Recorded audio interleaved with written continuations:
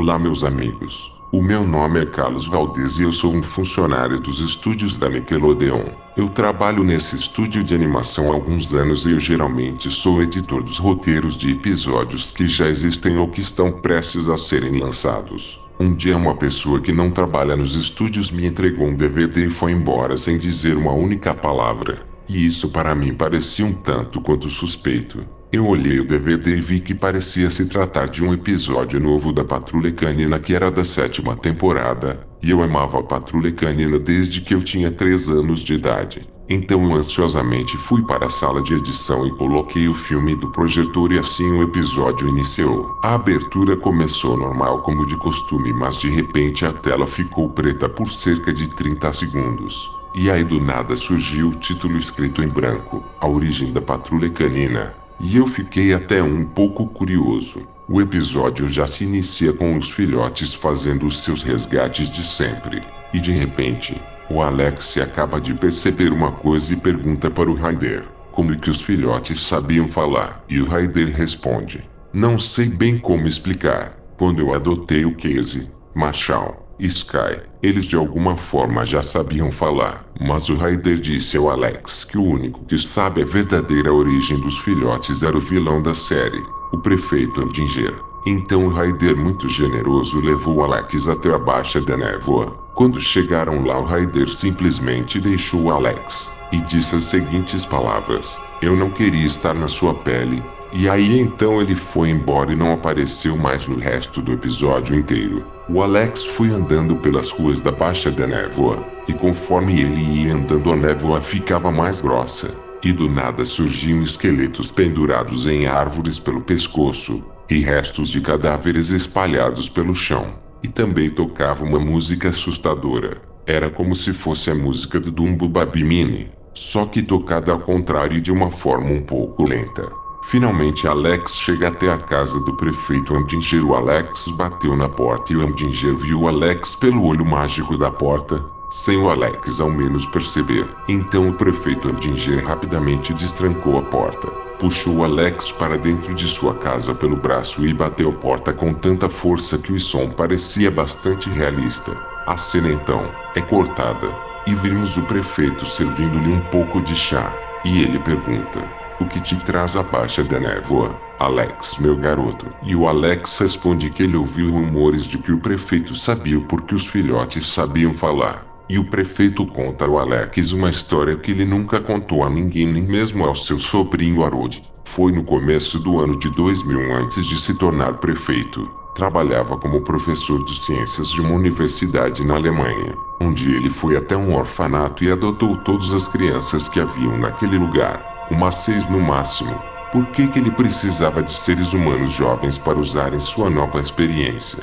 A cena então é cortada e vimos o prefeito transportando as crianças no caminhão do correio que aparentemente ele deve ter roubado. Por fim chegaram à casa do prefeito e a casa se assemelha muito à mansão dos irmãos Willoughby, só que muito fria e escura. Logo o prefeito, que antes estava fingindo ser bonzinho, revelou sua terrível natureza e levou as crianças ao laboratório, que se localizava no porão de sua casa. Pelo menos eu acho que era o porão. E quando chegaram, as crianças ficaram curiosas ao verem que havia esqueletos de cães, gatos e penas de aves. O prefeito explicou que ele estava tentando fazer um bichinho de estimação perfeito e que as crianças podiam se tornar um. Mas para isso acontecer, o prefeito fez as crianças passarem por uma série de testes. E em uma noite, uma das crianças, que estava muito assustada, começou a acordar os outros porque havia encontrado alguns papéis ilustrando tudo o que o prefeito faria com os órfãos, como se as crianças fossem ratos de laboratório. Mas as crianças o acalmaram e convenceram de ir dormir. No dia seguinte, o prefeito perguntou quem seria o primeiro a passar pelos testes e uma das crianças se voluntariou, dizendo que se arriscaria primeiro do que todo mundo. Quando o menino voltou, ele estava totalmente diferente, com pelos por todo o corpo, em um estado de choque, com dentes pontiagudos e os pés encolhidos. O menino chegou tonto e de repente caiu no chão e morreu. Na noite seguinte, o prefeito acordou uma das crianças e deu à menina alguns comprimidos. Depois dela tomar, o prefeito deu à garota 4 injeções diferentes, que fez ela ficar com as pernas meio bambas, não conseguindo mais andar, Alargou as orelhas dela e o corpo dela começou a ficar 100% peludo e ele esticou o nariz, até ficar parecendo um focinho. Parecia que o prefeito queria que ela ficasse daquele formato. Depois de um bom tempo, o prefeito disse que finalmente conseguiu e obteve o animal de estimação perfeito. Na manhã seguinte, o prefeito deu às crianças, que agora eram cachorros e gatos, injeções para apagar as memórias deles, e os vendeu para todas as lojas de animais porque ele tinha medo que algumas de suas cobaias contassem ao mundo sobre os seus terríveis atos. E assim seria levado para a cadeia. E então a cena volta para o prefeito nos dias atuais, e o Alex, bem assustado, disse: "Foi uma bela história, mas agora eu tenho que ir. Meu avô está me chamando." O prefeito insistiu que ele ficasse mais um pouco. "Você precisa ficar, Alex. Eu insisto. Temos tantas coisas para conversar." Mas então o Alex enfiou uma faca na perna do prefeito e saiu correndo de lá. E quando ele já estava quase chegando na saída, um dos gatinhos se joga em cima de Alex e isso faz com que ele caia no chão. Só que os gatinhos estavam bem diferentes com os que eu via na série. Esses gatos tinham um pelo mais escuro e olhos mais realistas, como se fossem de demônios ou monstros de verdade. E os seus dentes eram bem afiados, tão afiados que pareciam palitos de churrasco. Mas enfim, os outros gatos o seguraram pelos braços e pelas pernas com suas garras, deixando o pobre do Alex incapaz de se mexer. E um dos gatinhos corta a sua língua fora e cobre sua boca com fita adesiva. O Alex, tentando lutar desesperadamente, começa a chorar. E então surge uma silhueta horripilante distorcida com um sorriso largo, com dentes afiados e com os olhos avermelhados do prefeito segurando um machado e rindo loucamente.